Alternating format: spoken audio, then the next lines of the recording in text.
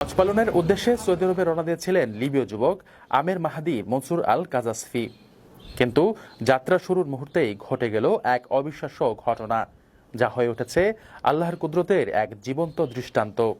ইতিমধ্যেই সামাজিক যোগাযোগ মাধ্যমে আলোচনার কেন্দ্রবিন্দুতে পরিণত হয়েছে এই ঘটনা। 2 দিন আগের কথা, ঘড়ির কাঁটায় ঠিক 12টা দুপুরে হজ ফ্লাইটের নির্ধারিত সময়। আমির ছিলেন তার দলের সর্বশেষ হজযাত্রী। তিনি মিশর হয়ে সৌদি যাওয়ার জন্য ত্রিপলি বিমানবন্দরে পৌঁছান।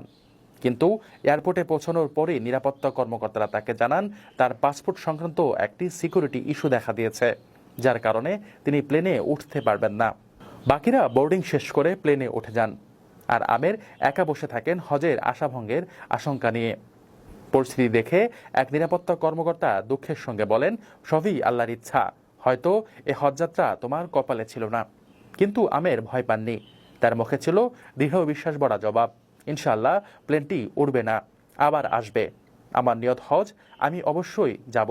প্রবল বিশ্বাসের সঙ্গে দেওয়া তার এ জবাবের কিছুক্ষণ পরই ঘটে যায় প্রথম বিস্ময়। এয়ারপোর্টে ঘোষণা এলো প্লেনটিতে যান্ত্রিক ত্রুটি দেখা দিয়েছে আর সেটি ফিরে আসছে। বিমানবন্দরে সবার চোখ বিস্ময়ে বড় হয়ে গেল, কিন্তু তাতেও পাইলট আমিরের জন্য দরজা খুলেননি। দ্বিতীয়বারও আমিরকে ছেড়ে উড়ে গেল বিমানটি, কিন্তু মাঝ আকাশে বিমানটি আবারও বিপাকে পড়ে। এবার মৌসুমি ঝোড়ো আবহাওয়ার কারণে বিমানটি আবারও ফিরে আসে। তখন পাইলট নিজেই বলেন, আল্লাহর কসম, আমি আর উড়ব না যতক্ষণ না আমের প্লেনে ওঠেন।